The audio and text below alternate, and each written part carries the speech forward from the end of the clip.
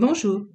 Je laisse à nouveau aujourd'hui la parole à notre sœur Johanna pour nous communiquer une courte étude et une exhortation portant sur la troisième épître de Jean. Bonjour à tous. Aujourd'hui, je voudrais vous partager une courte étude de la troisième épître de Jean, dont nous entendons assez peu parler dans nos églises et qui pourtant est d'une actualité brûlante pour nous. La troisième épître de Jean s'adresse à un certain Gaius, dont nous ignorons les fonctions au sein de son Église. Jean lui demande, par une lettre privée, de recevoir et de pourvoir aux besoins de frères en voyage, probablement des ministères itinérants d'évangélistes ou d'apôtres.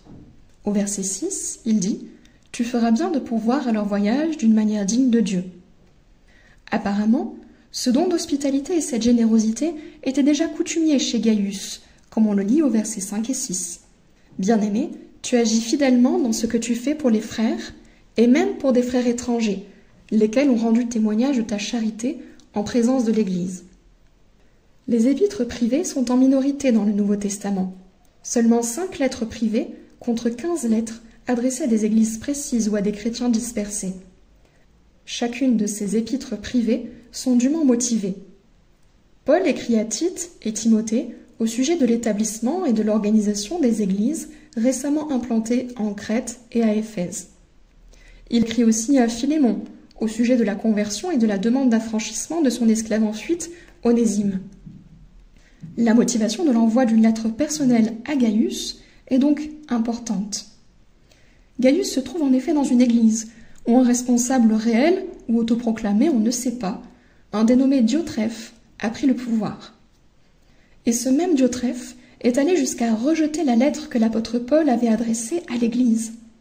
Puisque au verset 9, nous lisons « J'ai écrit quelques mots à l'église, mais Diotrephe, qui aime à être le premier parmi eux, ne nous reçoit point. » Cette église est troublée par Diotrephe, puisque ce dernier s'empare du pouvoir et s'oppose à Jean, à ses lettres et à ses émissaires.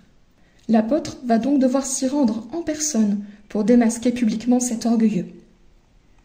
Nous remarquons que nous n'avons pas le nom ou l'emplacement de cette église, mais nous savons que cette église subissait la tyrannie de Diotrephe, puisqu'au verset 9 et 10, il est dit « J'ai écrit quelques mots à l'église, mais Diotrephe, qui aime à être le premier parmi eux, ne nous reçoit point. C'est pourquoi, si je vais vous voir, je rappellerai les actes qu'il commet en tenant contre nous de méchants propos. Non content de cela, il ne reçoit pas les frères, et ceux qui voudraient le faire, il les en empêche et les chasse de l'église. » On voit donc que Diotrephe rejette l'enseignement et les lettres des apôtres en les décriant. Il dirige l'Église seul, en se considérant comme le premier de tous.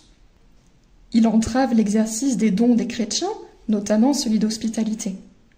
Il isole l'Église en la coupant de la communion avec les autres églises et du bénéfice des ministères itinérants. Il choisit même qui reste et qui part de l'Église, n'hésitant pas à en chasser les chrétiens qui désirent rester fidèles aux enseignements du Christ et des apôtres. Malheureusement, nous y retrouvons les traits distinctifs de certains pasteurs dictateurs de nombreuses églises. Ils manipulent ou expulsent les chrétiens et isolent leur église afin d'y être le premier, c'est-à-dire le maître absolu. Ce faisant, ils renient l'autorité du seul maître et chef de l'église, à savoir, bien sûr, le Christ. Nous sommes alors en droit de nous interroger sur la position de Gaius dans une telle église. L'apôtre Jean ne fait pas référence à une opposition frontale de Gaius à Diotrephe. Donc, même si nous nous doutons que Gaius a dû faire entendre son désaccord dans l'église, il semble pourtant qu'il se soit simplement mis à l'écart. Peut-être a-t-il quitté temporairement l'assemblée. Jean, en tout cas, ne lui fait aucun reproche, mais songe plutôt à aller régler ses problèmes lui-même en s'exprimant en personne devant l'Église, comme avait déjà pu le faire Paul à l'assemblée de Corinthe. Jean ne se fait pas de soucis pour la santé spirituelle de son ami Gaius, puisqu'il lui écrit, dès le début de la lettre, « Bien-aimé, je souhaite que tu prospères à tous égards et sois en bonne santé, comme prospère l'état de ton âme. » Verset 2. Au contraire, Jean l'encourage à rester fidèle dans la foi, au verset 11. « Bien-aimé, n'imite pas le mal, mais le bien. » Dans cette exhortation au bien, il montre à Gaius qu'il n'est pas seul. Démétrius reste lui aussi fidèle malgré tout, comme nous le voyons au verset 12. Par conséquent, même si Gaius semble s'être éloigné de son assemblée tombée sous la tyrannie de Diotrephe, cependant il reste fidèle au Christ et sert le royaume en recevant et en soutenant les ministères itinérants et les frères de passage. La conclusion de la 3e épître de Jean est touchante. Au verset 14, l'apôtre dit « J'espère te voir bientôt, et nous parlerons de bouche à bouche. Que la paix soit avec toi. Les amis te saluent. » Salut les amis, chacun en particulier. L'apôtre ne s'attarde pas sur sa prochaine visite et son recadrage de l'Église, mais il témoigne simplement de son affection à Gaius et montre que ce chrétien, peut-être à l'écart ou même exclu de son assemblée d'origine, reste pourtant en communion avec les autres saints, puisque les chrétiens autour de Jean le saluent et que Jean lui-même projette de le visiter. Gaius n'est d'ailleurs probablement pas le seul à avoir quitté ou à avoir été exclu de cette église, puisque Jean lui demande de saluer les amis, c'est-à-dire très probablement des croyants demeurés fidèles à l'enseignement des apôtres et refusant eux aussi la tyrannie de Diotrephe. Gaius avait donc dû rester en contact avec les autres chrétiens, partis ou exclus de cette assemblée dysfonctionnelle. Ainsi, l'exemple de Gaius nous encourage à bien agir lorsqu'un pasteur dictateur prend la tête d'une église.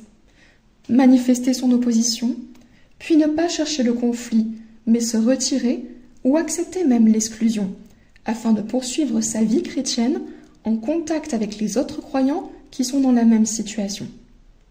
Le chrétien ne restera donc pas complètement isolé et se montrera capable non seulement de tenir dans la foi, mais aussi de continuer à porter du fruit dans le Seigneur. Je vais conclure. Si vous avez été mis à l'écart, ou si vous avez été obligé de fuir une église à cause d'un Diotrephe, ne laissez personne vous culpabiliser, car c'est Diotrephe qui a péché et rendra des comptes devant Dieu. Quant à vous, gardez la foi et restez fidèles comme Gaius. Sachez que si vous n'appartenez plus à une église dysfonctionnelle, vous garderez votre foi intègre et vous appartiendrez toujours à l'église du Christ. J'espère que vous pourrez rentrer en contact avec d'autres chrétiens, alimenter le lien fraternel et retrouver une vie de croissance en assemblée. Si vous êtes dans ce cas, soyez encouragés et que Dieu vous bénisse. Si vous connaissez des chrétiens qui ont quitté leur église locale, et donc si vous observez des Gaius, ne les jugez pas, mais aimez-les, car ils demeurent vos frères et sœurs, et ils ont peut-être beaucoup souffert de la tyrannie d'un Diotrephe. Dans ce cas, ils auront peut-être besoin de restauration et de guérison, et à coup sûr, ils auront besoin de tout votre amour. Alors, soutenez les Gaius.